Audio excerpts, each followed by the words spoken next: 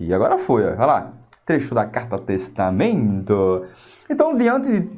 pegaram e disseram, Vargas, há vários pedidos de renúncia. Aí, em 23 de agosto, ele estava lá, né, no palácio, se reuniu com seus ministros no Palácio do Catete, né? Aí pensou o seguinte, olha, galera, não é por nada não, mas vamos esperar as investigações terminarem, vou me afastar um pouquinho aí, enquanto tá rolando as investigações, após isso eu volto. Beleza, pode ser assim, pode ser assim. Vai ficar decidido assim, você vai entrar em licença, pronto.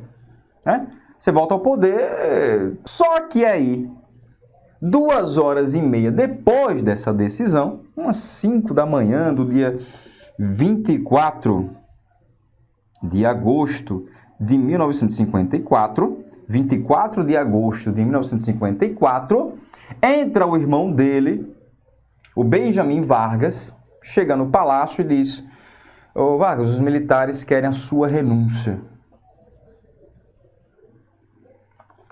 Vargas, os militares querem a sua renúncia.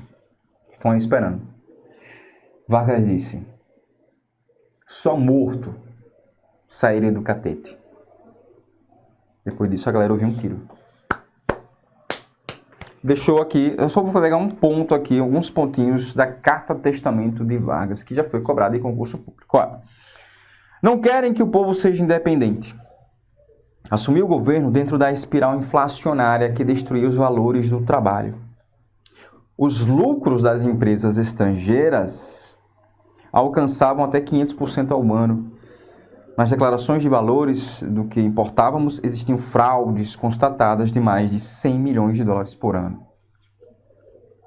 E aos que pensam que me derrotaram, respondo com a minha vitória. Era escravo do povo. E hoje me liberto para a vida eterna. Olha só, viu? Olha só. Bem extremo. Mas esse povo de quem fui escravo não mais será escravo de ninguém. Meu sacrifício ficará para sempre em sua alma, e meu sangue será o preço do seu resgate. Lutei contra a expoliação do Brasil. Lutei contra a expoliação do povo. Tenho lutado de peito aberto. O ódio, as infâmias, a calúnia não abateram meu ânimo. Eu vos dei a minha vida, agora vos ofereço a minha morte. Aí vem o trecho final. Nada receio. Serenamente dou o primeiro passo no caminho da eternidade e saio da vida para entrar na história. Ele já estava na história, né? Enfim. Então você lembre que nesse contexto aqui, antecedendo esse ato extremo de Getúlio Vargas, você tinha um problema do pacto que seria assinado entre Argentina, Brasil e Chile, o pacto ABC. Você teve o manifesto, olha, manifesto dos coronéis, manifesto dos coronéis,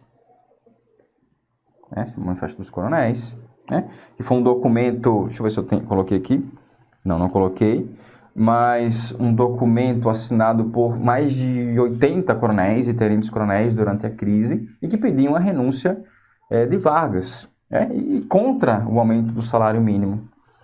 Olha aqui, ó. Matou-se Vargas, o presidente cumpriu a palavra, só morto sairia do catete.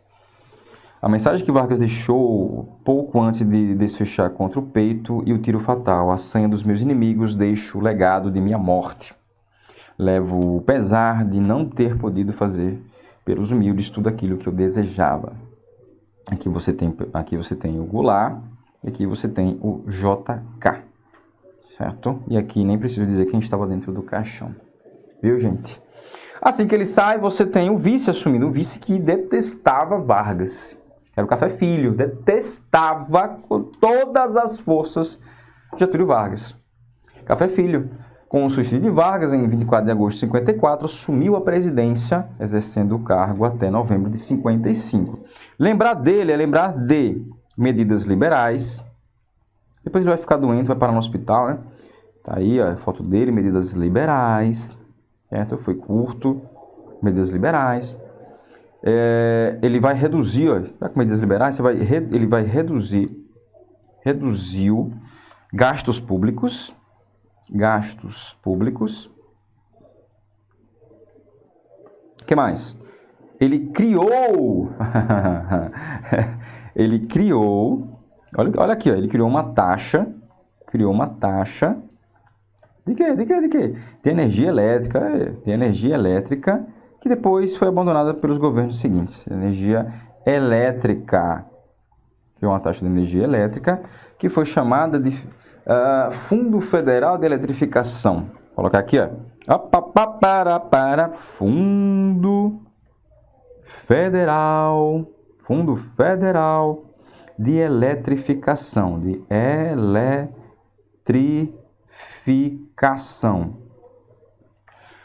Vamos lá, medidas liberais, redução de gastos públicos, faz sentido, essas duas aqui estão conectadas.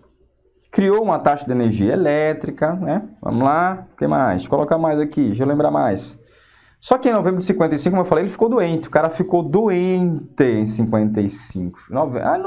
Um ano depois, né? Praticamente um ano depois, um pouco mais de um ano depois, foi afastado da presidência por motivo de saúde. Aí assume quem? O cara é afastado por problema de saúde e tal. Né, Café Filho? Não gostava do Vargas de jeito nenhum. E assume... Olha, em um curto período você teve 3 presidentes. Café Filho, Carlos Luiz e Nereu Ramos. O mais problemático aí é o Carlos Luiz, presidente da Câmara. Olha, Carlos Luiz assume. Deixa eu passar aqui, ó. Presidente da Câmara, Carlos Luiz. Esse era problemático. Carlos Luiz foi presidente do Brasil de 3 dias. De novembro de 55, tendo se tornado, deste modo, o presidente do Brasil que ocupou a cadeira presidencial por menos tempo. Apenas 3 dias, presidente por 3 dias. Aí vamos lá. Por quê, velho? No final de 55, você vai ter eleições para presidente do Brasil. Aí quem estava na disputa? Juscelino. Juscelino estava na frente. Juscelino ganhou as eleições com mais de 35% de vantagem. Então, Juscelino... o JK, peraí. O JK ganha as eleições. Quem era o vice dele? Goulart. Ai, a elite vai à loucura. A galera foi à loucura agora. Disse, pronto, aí vamos instalar uma república sindicalista aí. JK com o vice, o Goulart. E o Goulart era adorado pela população, pelos trabalhadores, né? Porque foi ele que deu a ideia... do aumento do salário mínimo em 100%. Então, após a divulgação do resultado que JK venceu e assumiu no ano seguinte, a UDN realizou uma campanha liderada por líderes conservadores lá, que ficou contra a posse do cara. Eles diziam o seguinte, ele não pode assumir porque ele não teve maioria absoluta do sufrágio aí do voto, não teve. Só que aí entra um cara que muita gente nunca ouviu falar. Henrique Teixeira Lott, que era ministro da Guerra. Entra em cena, deixa eu ver se eu coloquei aqui, ó. Aqui, ó. Entra em cena esse cara aqui. Herói da nação. Ele chega e diz, não. A lei não diz isso, não. O cara ganhou, maioria, o vice também, porque você escolhia... de um partido um presidente, um outro partido o vice. Era normal.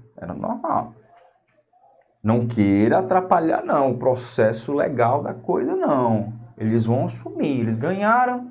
A UDN, União Democrática Nacional, liderada, como líder maior, você tinha o Carlos Lacerda. Não dá. Eles são uma ameaça para o Brasil. Aí vem que Teixeira Lott, não, eu vou garantir que eles assumam. Olha lá. Foi um militar e político brasileiro que atingiu o posto de marechal. Foi ministro da Guerra e concorreu à presidência da República nas eleições de 1960. Ficou conhecido por preservar a ordem constitucional brasileira ao garantir a posse do presidente eleito Juscelino Kubitschek e do vice-presidente João Goulart. Um episódio que entraria para a história como aqui Movimento de 11 de novembro. Anote aí que o cara garantiu a posse de Juscelino Kubitschek e João Goulart com o movimento de 11 de novembro de 1955. Esse movimento, Esse movimento aqui foi um contragolpe. Contragolpe. Porque já tinha o golpe formulado para impedir que eles assumissem o posto de presidente e de vice.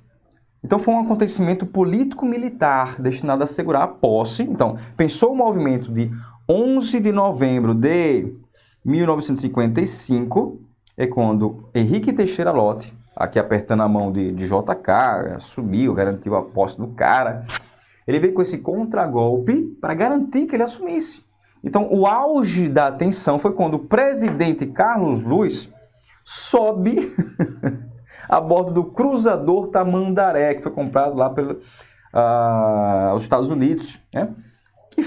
que foi alvejado pelo exército. Ele sobe no Almirante Tamandaré, no cruzador Tamandaré, deixa eu ver se eu coloquei aqui, tá? É o Palácio do Catete, e aqui, ó, cruzador Tamandaré, ele sobe aqui e diz, pronto, eles não vão assumir de jeito nenhum. O exército vai lá e mete bala.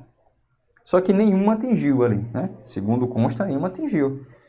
O Carlos Lacerda, ele tentou a impugnação das eleições. O Café Filho também era simpático às teses de Carlos Lacerda. O que acontece? Deixa eu voltar aqui para o Henrique Teixeira Lott. Henrique Teixeira Lott, para mim, é um cara que merece respeito. No dia 10 de novembro de 55, você tem alguns generais que se colocam contrários à posse de JK e João Goulart. Eles apoiam aí a tese de Carlos Lacerda, que eles não podem assumir, e do próprio presidente Carlos Luiz, e articulam lá um golpe. Só que vem Henrique Teixeira Lott e diz, olha, eu vou me demitir. Ele chega e diz, eu vou me demitir, não quero mais ser ministro da guerra, não aceito isso, não aceito. Aí surge a figura de outras lideranças das Forças Armadas e dizem, olha, a gente não aceita a demissão de Henrique Teixeira Lott. Então ele tem grande apoio do Exército. Ele diz, nós vamos apoiar você. Você quer fazer o quê? Garantir o amplo processo legal democrático, né? O processo democrático, não quer? O resultado das eleições? Quer garantir a posse dos caras? Vamos garantir. Então o que acontece? O Henrique Teixeira Lott, viu gente? O Henrique Teixeira Lott, eles vão garantir. Ele cerca, olha, com isso aqui, você que está, como consequência do movimento de 11 de novembro, ele vai cerca o Palácio do Catete. O Palácio do Catete. Ele cerca o Palácio do Catete. Durante a madrugada de 11 de novembro. Né? Ocupa, aqui, ponto e vírgula, ocupa, cerca o palácio. Aí ele diz, olha, tem alguns militares que vão se colocar contra esse posicionamento que eu estou defendendo. Então ele começa ali a ocupar quartéis, certo? Quartéis da polícia para garantir a não retaliação. Vocês não vão retaliar não, vou cercar aqui e tal. Aí quando o Carlos Luiz, Palácio do Catete era isso aí, Palácio do Catete. Palácio do Catete. É quando o Carlos Luiz vai até, olha a doideira do cara, vai até o cruzador Tamandaré e diz, não. Junto ali com o Carlos Lacerda já estava lá. Carlos Lacerda já estava lá. É brincadeira. Carlos Lacerda, você tinha alguns coronéis também por lá. Parte de liderança aí das Forças Armadas apoiando, né? Só que aí o Exército não abre mão de comandar os resultados, garantir o resultado das eleições. Ao perceber esse movimento, ele foi para lá, para o cruzador Tamandaré. Né? Esse cruzador Tamandaré, olha, ainda tinha outra, viu? Esse cruzador Tamandaré, após esse episódio, ele foi para Santos. Ele foi lá para Santos, porque o governador de São Paulo, que era Jânio, foi governador de São Paulo, Jânio Quadros, ele apoiava a ideia de Carlos Luiz. Olha como as coisas são. Então, o cruzador Tamandaré é enviado para Santos, porque o Jânio Quadros, que era governador de São Paulo à época, teria acenado com a possibilidade de resistência e utilização de tropas militares do Estado para garantir a permanência de Carlos Luiz. Pegou essa? Pegou essa. O Jânio Quadros passou 7 meses no poder. Aqui é governador. Aqui ele é governador. Mas como ele assume a presidência, os grupos conservadores se afastam dele. Ele passa 7 meses no poder. Claro que teria atitudes ali, no mínimo, duvidosas, né? Mas nessa época aqui, o cara era favorável a um crime. Como assim? Você não se posicionar ao lado do resultado das eleições, realizadas de forma que garantiu ali a democracia, a participação do povo, enfim, o cara se colocou contra, apoiou a doideira do Carlos Luiz, né, passou 3 dias no poder. JK e João Goulart não dá, eles vão instalar uma república sindicalista, em meio à Guerra Fria, né, colocando elite contrária ao JK, colocando a classe média, parte dos militares. Aí vem o Jânio Quadros e apoia esse movimento. Né? E ainda utilizar o cruzador Tamandaré para isso. Então, por isso ele foi deslocado para o Porto de Santos, para que não continuasse com isso. Só que aí tem o seguinte. Sabe quem quer voltar à presidência? Foi afastado porque estava doente. Sabe quem quer voltar à presidência? Deixa eu ver se eu coloquei aqui. Espera aí, deixa eu ver se eu coloquei aqui. Cadê? Pronto, eu coloquei um espaçozinho aqui, ó. Cadê? E sumiu. Opa, volta. Voltei aqui, pronto. Vamos aqui, ó. Pronto, deixei esse espaço aqui pra gente escrever. Sabe quem queria voltar à cena após isso tudo aqui? Sabe quem queria voltar à cena? Café Filho. Café Filho vem e diz assim, ó, peraí, eu quero voltar à presidência. Só que aí você imagina o seguinte, Café Filho quis voltar. Lembra da figura de Café Filho, né? Ficou doente, foi afastado. E aí veio o Carlos Luiz, presidente da Câmara. E a gente sabe por que o cara passou apenas 3 dias na presidência do Brasil. Aí vem o Café Filho e diz, um desafeto de Vargas, né, e diz o seguinte, eu vou voltar. Aí Henrique Teixeira Lott, que estava comandando, né, o país, né, garantindo, ele tira o Carlos Luiz, ele pede o impeachment de Carlos Luiz ao Congresso, é atendido, né, claro, o cara estava comandando um golpe contra o país.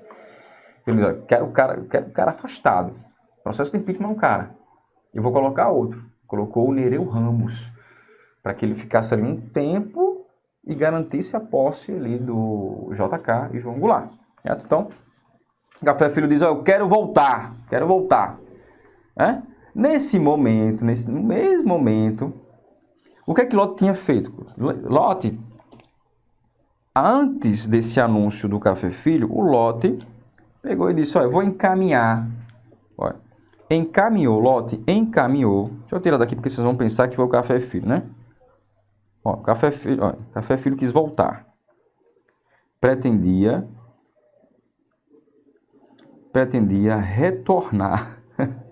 retornar para a presidência. Lott se colocou contra. Henrique Teixeira Lott. Presidência. Pretendia retornar para a presidência. Café Filho. Vem o Lott, Henrique Teixeira Lott. 2 pontos. Lott, deixa eu colocar de outra cor aqui. Encaminhou. Quem para a presidência? Encaminhou o presidente do Senado. O presidente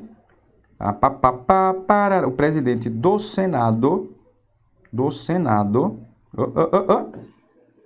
Nereu Ramos, Nereu Ramos, para a presidência do Brasil. Certo? Para a presidência do Brasil. Para impedir que Café Filho assumisse. Certo? Então ele pensou o seguinte, pronto. Mandou esse requerimento, assumiu Nereu Ramos e mandou um requerimento.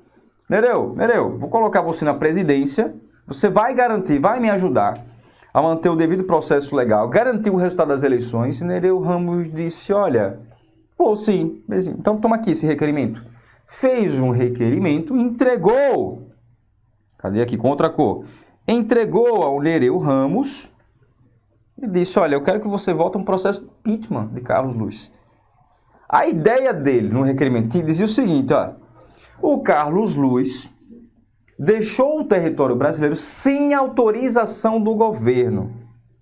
Então, Lott, cadê, peraí, Lott afirmou nesse requerimento que o Carlos Luiz, enquanto presidente do Brasil, saiu do território brasileiro, deixou o território brasileiro sem autorização do Congresso. Isso porque, quando ele anunciou seu embarque no Tamandaré, no cruzador Tamandaré, o Carlos Luiz disse, ele se limitou a informar o seguinte, se limitou a informar que, olha, eu tô indo ali para águas territoriais, sem especificar exatamente que águas territoriais eram essas. Então, não informou. Essa foi a tese defendida no requerimento por Carlos Luiz. O cara disse que, olha, tô saindo aqui, tô indo para águas territoriais. Sem autorização do governo, não informou direito. Então, essa foi a tese defendida por Henrique Teixeira Lott. No contexto, tendo em vista o golpe que foi formulado por Carlos Luiz e todos aqueles que o circundavam, parte das Forças Armadas, a imprensa, o DN, enfim. Então, vai o Congresso e diz, para garantir, vamos endossar o que o cara está defendendo aqui no requerimento. Então, sim, ele abandonou o território brasileiro sem a liberação do Congresso, diz que foi para águas territoriais, sem dizer, sem especificar que águas territoriais eram essas, e impeachment de Carlos Luiz. 3 dias no poder. 3 dias na presidência do Brasil. Então, impeachment, 2 pontos aqui. O impeachment é confirmado. Impeachment. Gostei desse espaço aqui, viu? Gostei. Impeachment é confirmado. O impeachment é confirmado. O impeachment aprovado. Vou colocar aqui. Aprovado. Impeachment aprovado. Quanto? Ficou conta quanto? Por incrível que pareça, ficou 185 para o impeachment do cara versus 72. Ainda você teve 72 votando contra o impeachment. 72 caras de pau votando contra o impeachment. Impeachment aprovado. 185 a 72. E claro, ele pediu também o impeachment de quem? De quem ele pediu o impeachment, foi atendido. E o outro insistiu ali, claro, o Café Filho querendo também voltar à presidência do Brasil. Ele tinha direito? Tinha. O Café Filho tinha direito para retornar?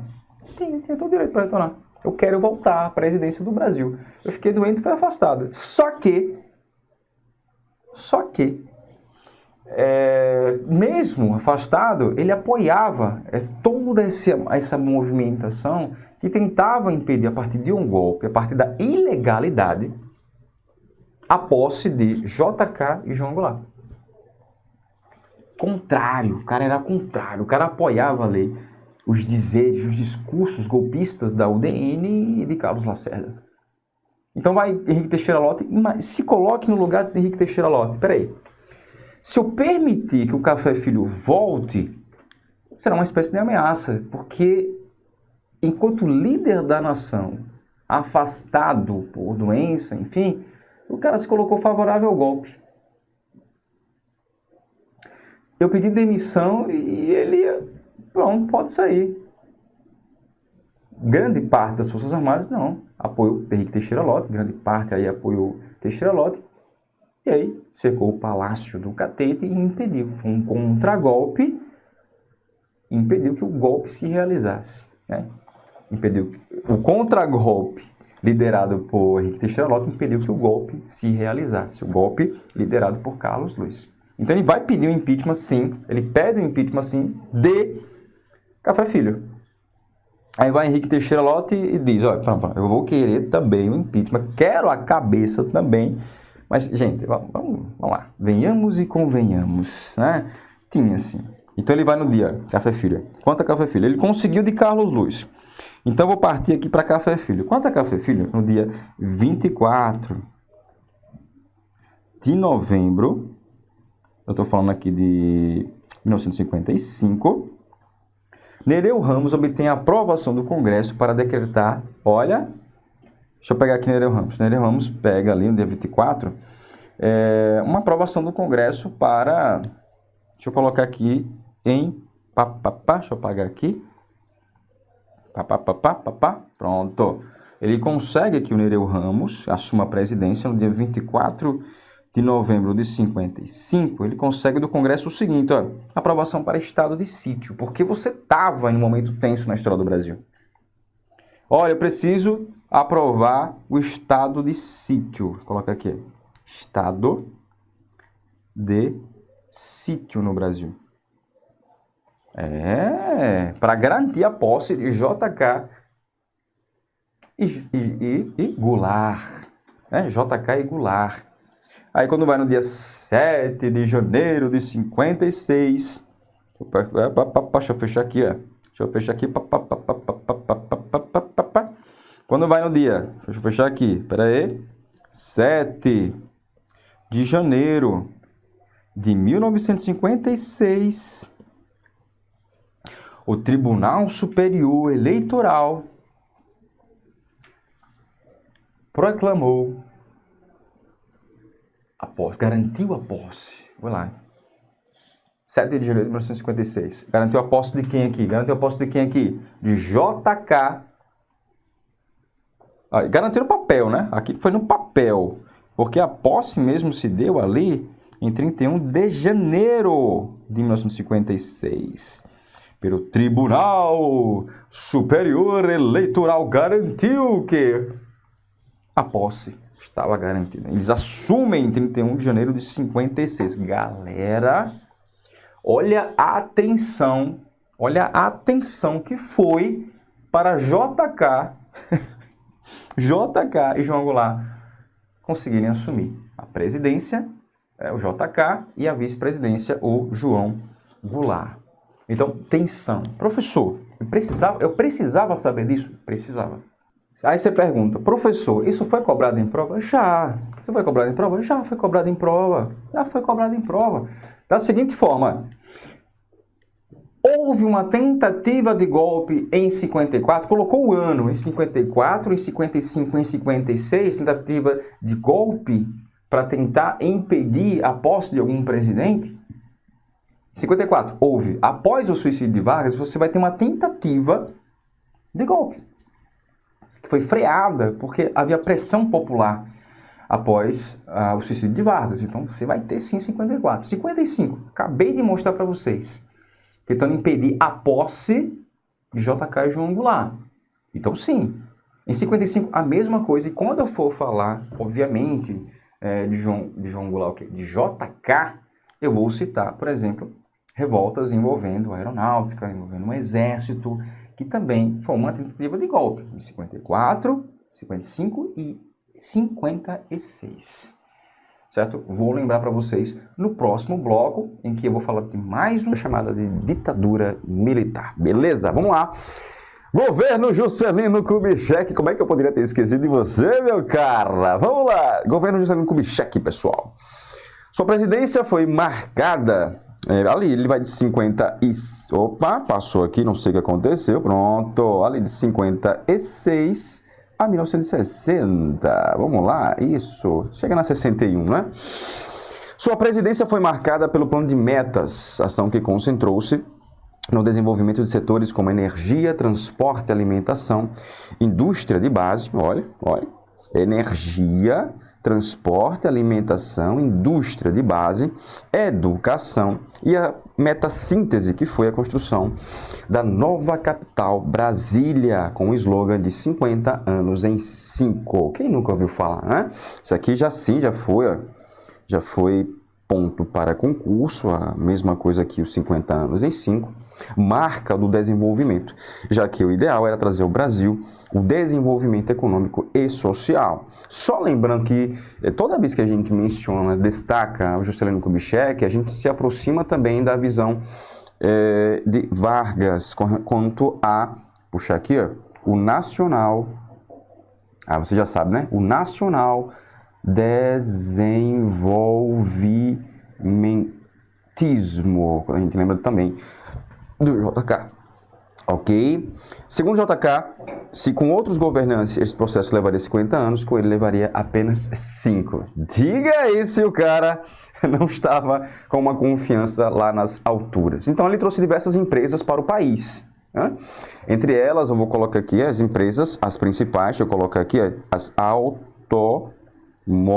muitas, as multinacionais automobilísticas, certo? As indústrias automobilísticas, como vou colocar aqui, deixa eu lembrar, a Ford, como a Ford, eu vou citar a Ford aí, mas posso citar também outras, através do grupo executivo da indústria automobilística que existia no governo, atrelado ao governo naquela época, né? Já que ele queria incentivar o comércio de carros. Deixa eu colocar aqui com outra cor, estimular o comércio de carros, certo? Então as estradas aqui, vamos falar muito de estradas. Tem muita gente, desculpa gente, eita, tem muita gente que atrela, por exemplo, nós vamos discutir isso bem mais à frente, mas tem muita gente que atrela o governo JK, essa visão dele, essa coisa arraigada de, vamos pensar em as rodovias, comércio de carros, enfim, então pautou muito sua visão nesse sentido. Aí você pensa em 2018, o problema da greve dos caminhoneiros, né, aquela manifestação, parou o Brasil praticamente, e lembro muito do que fez o JK no seu período, essa dependência das rodovias, dos caminhões, né, em detrimento de outros ramais. Então ele pensou assim, sim, comércio de carros, pensou também em televisão e outros bens de consumo, mas a gente lembra muito do JK, quando a gente vai especificar, a questão automobilística, das rodovias, enfim. Pensou também em JK, além das entradas de multinacionais, os empréstimos, enfim, no seu governo, a produção setor industrial, o setor industrial em JK vai crescer exponencialmente, certo? O setor industrial. O setor industrial cresceu 80%, destacando as indústrias, vou colocar aqui indústrias de aço, certo? Eu vou colocar aqui as mecânicas também, as elétricas, certo? Indústria de aço, as elétricas e de comunicação. E as indústrias de comunicação também entra aqui, temos que colocar, de equipamento de transporte, exato, eu lembrei aqui agora, equipamentos de transporte, equipamento de transporte também entra. Aço, elétricas, comunicação, equipamentos de transporte, entra aqui também. Tudo possibilitado pela existência de um amplo mercado interno. Mercado interno, por incrível que pareça, era amplo, né? E ele procurava ampliar ainda mais, né? Tinha capacidade de produção de ferro e aço, como eu coloquei o aço aqui, e pela disposição externa, você tinha sim investimento externo. Não é à toa que as multinacionais estavam se instalando aqui. Ele ampliava de forma significativa a industrialização brasileira. Deixa aí o seu joinha para o JK. Então, você, nesse ponto aqui, automobilísticas, vai associar rodovias, o comércio de carro, o setor industrial cresceu durante o governo JK, especificamente aqui, ligado ao aço, as elétricas, a de comunicação, equipamentos de transporte. Tudo isso resumido em expansão do parque industrial. Pronto, palavrinha massa. Expansão do parque industrial. Beleza? Deixa eu passar aqui, ó. Passa aqui, ó. Economia.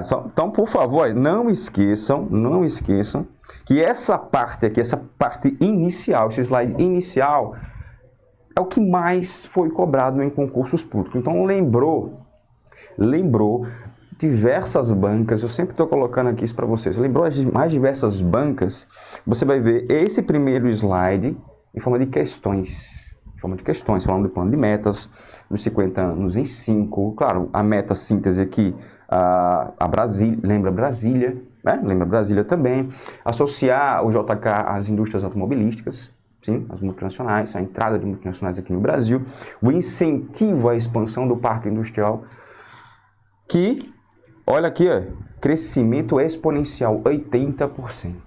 Você tem aquele início de forma sólida, contundente na era Vargas, ali nos anos 30, e fica ainda mais contundente durante o governo JK. Anota isso. Simbora, economia. Kubitschek iniciou seu governo quando o país contava com aproximadamente 60 bilhões de habitantes. Hoje somos mais de 200 milhões, não é isso? Sua gestão foi marcada pelo plano de metas, como eu mencionei no slide anterior, que se traduzia sobretudo no crescimento industrial. Então, falar de JK é mencionar sempre o crescimento industrial, a expansão do parque industrial. Ele vai organizar, a palavra não é organizar, orientar os investimentos segundo os estudos, aqui, ó, segundo os estudos, ele vai orientar os investimentos segundo os estudos e projetos formulados,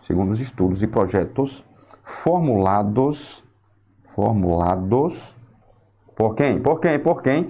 Pelos representantes da comissão, eu vou colocar aqui, ó. Professor, coloque logo, CEPAL.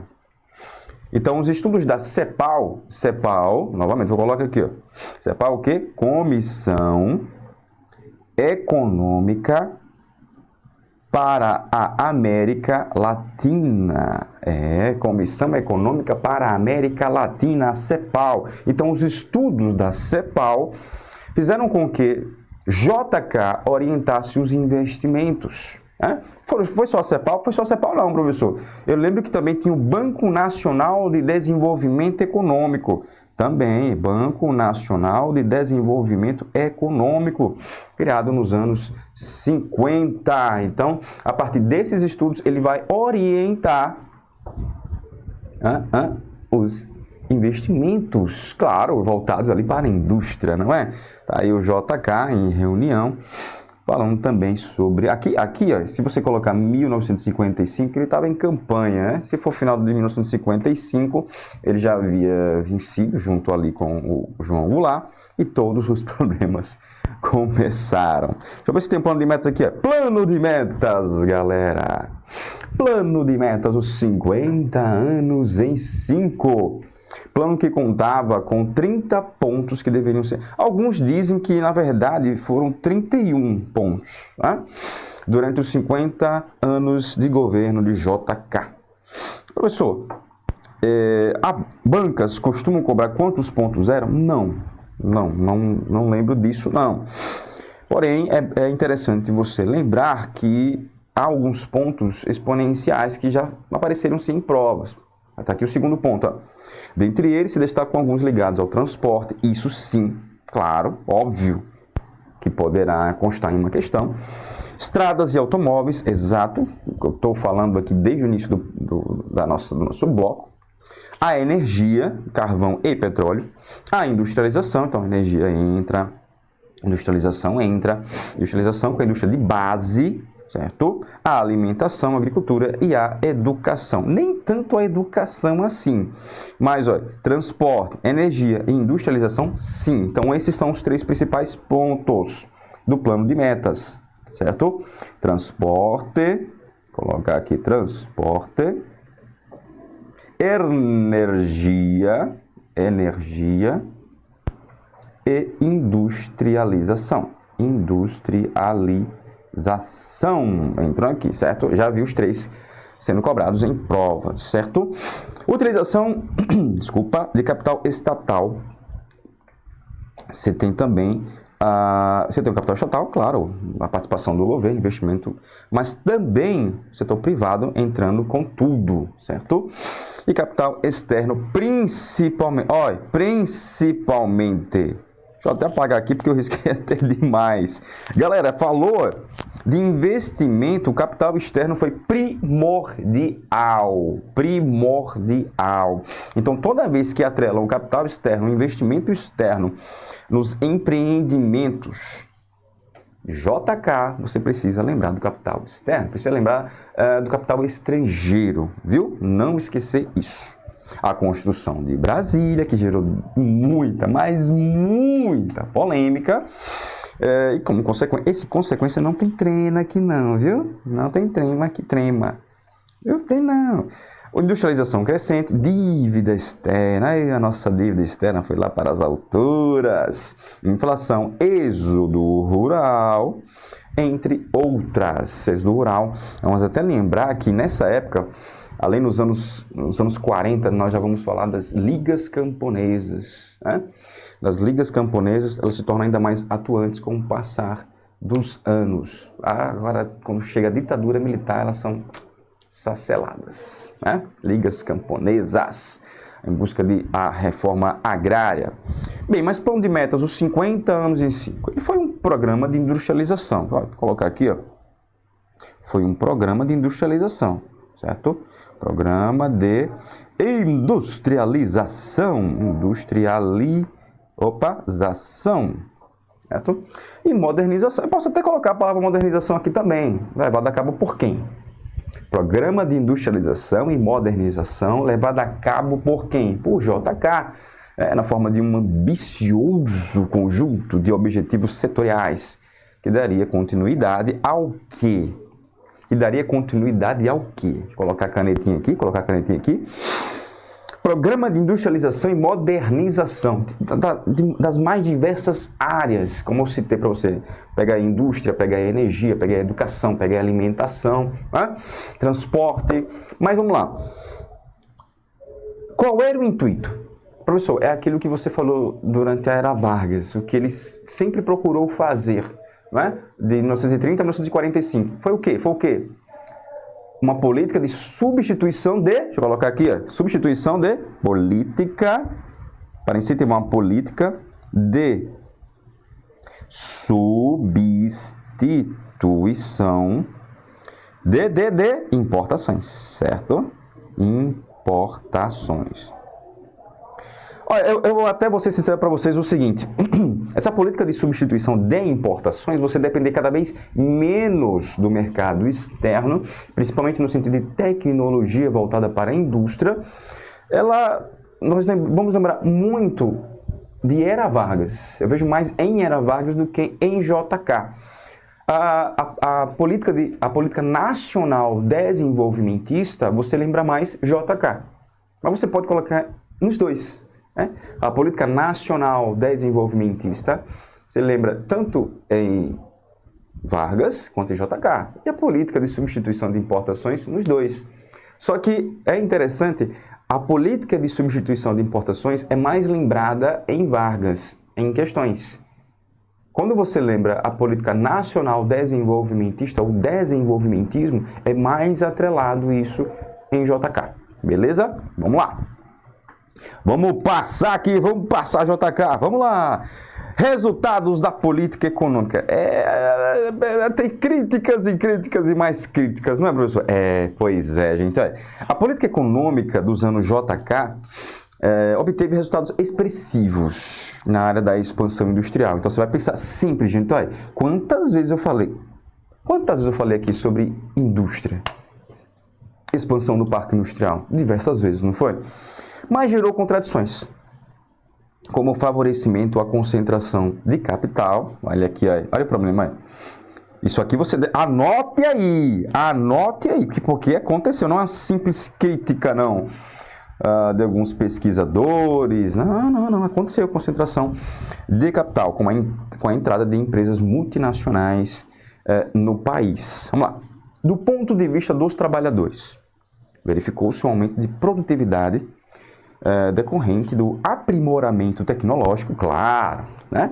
Não foi transferido nem para os preços, nem para os salários. Olha aí, na visão dos trabalhadores. Aí vem a outra. As importações, que visavam suprir a escassez interna de insumos, aprofundaram a dependência externa da economia. Deixa eu colocar de branco aqui. Branco, pronto. Ó. A economia externa, dependência externa da economia brasileira, elevando o desequilíbrio financeiro e o déficit da balança de pagamentos, o que influiu decisivamente para o retorno do processo inflacionário. Então você tem críticas e críticas. Tem lado positivo? Tem lado positivo, tem lado positivo. Porém, deram um grito aqui, eu não sei se pegou aqui em vocês, mas vamos lá. Eu acho que o pessoal do outro lado não ouviu o grito, mas eu ouvi aqui e me parou um pouquinho. Então você tem uma visão dos trabalhadores quanto à visão econômica de JK para o Brasil, porém os resultados indicaram também essa concentração de capital, que a gente, de certa forma, era sim dependente da entrada de capital estrangeiro para investimento. Éramos. Né? E outra, essa dependência externa da economia brasileira. Sem o capital externo, muito do que fez JK não aconteceria, não é? Segundo os dados, e a gente tem que respeitar os dados, não é? Então, vamos lá. Então, você tem pontos negativos e pontos positivos.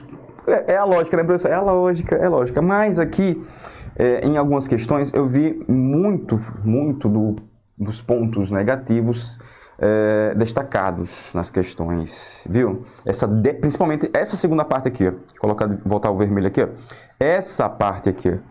A dependência externa da economia brasileira, eu necessitava muito do capital externo para o investimento nas indústrias, e isso pesa, isso aparecendo em questões, né? Agora sim, alterou completamente a estrutura industrial brasileira, né? Deixa eu colocar aqui, ó. Alterou a estrutura, completamente, viu? A estrutura industrial brasileira. Certo? E produtiva do país, né? A estrutura industrial e produtiva do país. Esse é o ponto positivo. Professor, aqui você colocou o ponto negativo, certo? É o principal, mais veiculado em questões. Não importa a banca. Não importa a banca. Esse ponto aqui, ó, seja direta ou indiretamente, aparece. Não importa a banca. E aqui em cima eu estou colocando, alterou a estrutura industrial e produtiva do país, consolidando assim a indústria pesada, certo? Vou colocar aqui, ó. Dessa forma, esse é o ponto positivo. Ponto positivo. O negativo já mencionei para vocês. Ele vai, o quê? Consolidar a indústria... Opa! Coloca correto, meu filho, coloca correto. A indústria pesada. Então, o investimento tinha que surtir algum efeito contundente, né? E a construção de Brasília, né? Que levou o país a um novo patamar no mundo. Lembrando que em junho de 59 ele vai romper com o FMI, né? Em 59 aqui ele vai romper com o FMI. Por que? O FMI. Por quê? Pois precisava satisfazer os credores externos, né? E os defensores brasileiros que pretendiam uma maior estabilidade. Aí ele pensava o seguinte, ó, ele precisava de mais empréstimos, ele precisava de mais e mais capital para continuar seus investimentos. Só que o FMI veio da seguinte forma, olha, ô JK, nós vamos emprestar o dinheiro. Lembrando que o FMI, o Fundo Monetário Internacional, foi criado pós ali Segunda Guerra, nos anos 40 ali, se eu não estiver enganado. Espero que eu não esteja. Então, ele diz o seguinte, JK, nós vamos sim emprestar. Você quer quanto? Nós vamos emprestar. Porém, uma política de austeridade. Você vai ter que arroxo salarial, tirar muito. Você terá que criar um projeto antipopular, praticamente. Aí ele pensou, poxa, se eu pegar esse dinheiro, eu vou ter que desviar do meu objetivo inicial. Então, não vou pegar não. Aí ele rompe relações com o FMI e continua com o seu projeto. Dependendo de capital, que vem dos Estados Unidos, de algumas nações da Europa. Beleza? Vamos lá.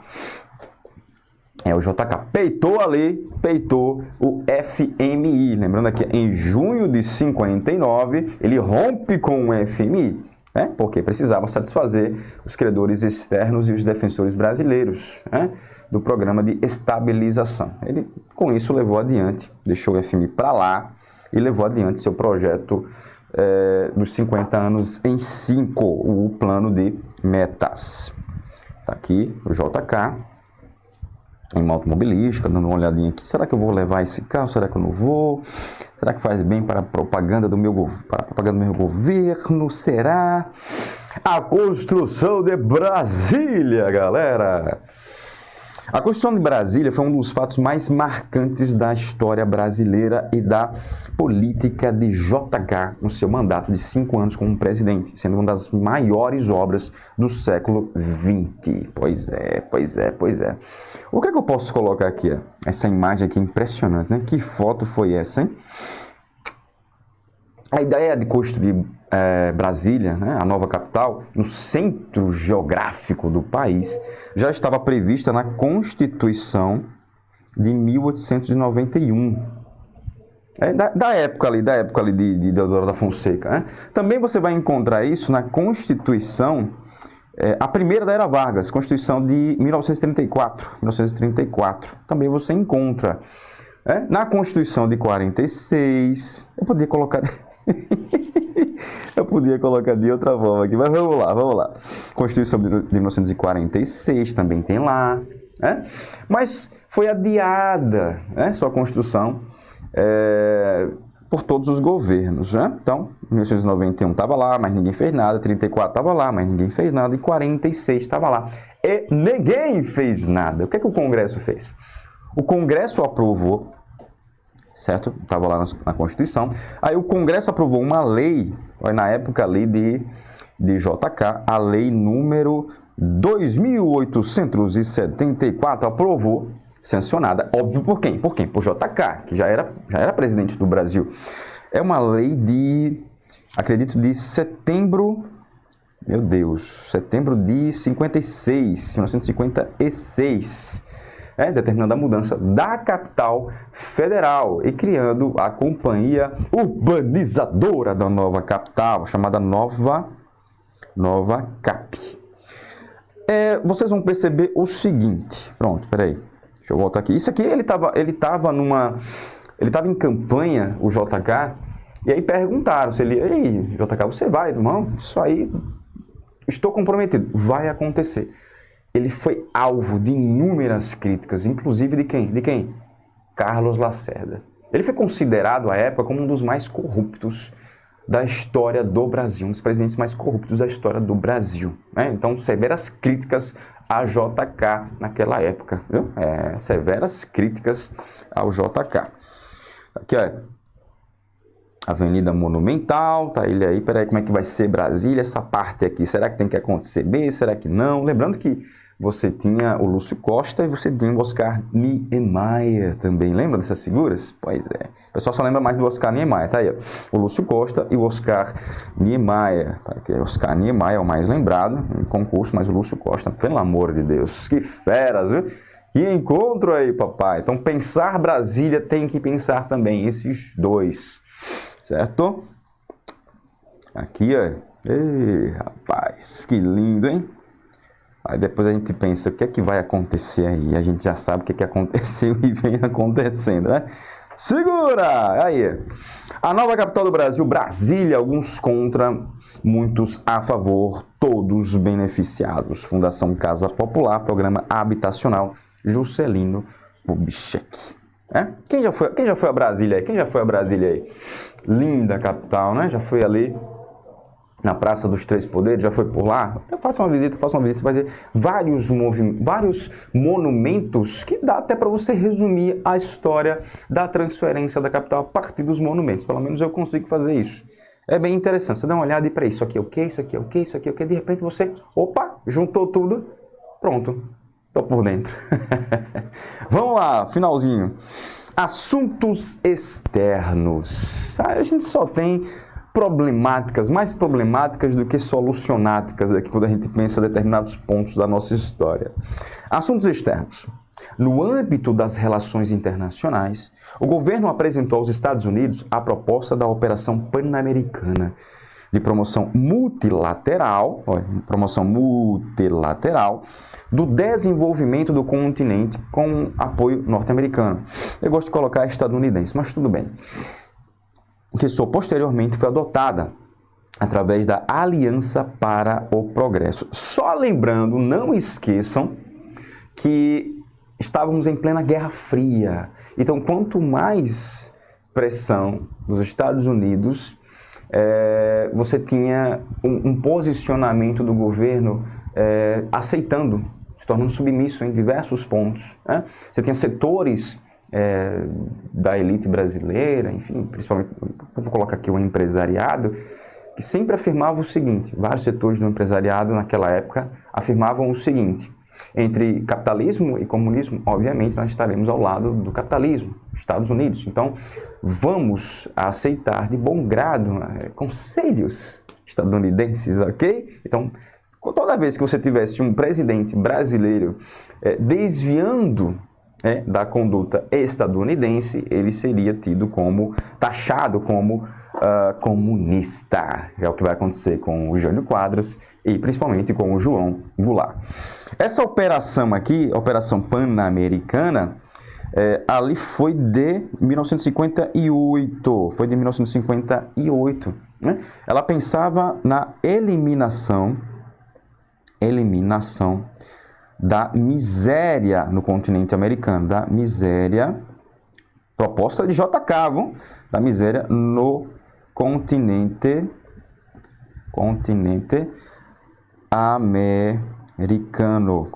americano. Só que aí veio o presidente dos Estados Unidos para mandar deste lado. Nós vamos ali para o Aliança para o Progresso. Deixa eu colocar de outra cor aqui. O Aliança para o Progresso foi de 1961. Né? Que aí bem mais contundente, né? Não chegou a ser isso aqui. Não chegou a isso aqui. Foi um programa, vou colocar aqui, programa cooperativo destinado a acelerar o desenvolvimento econômico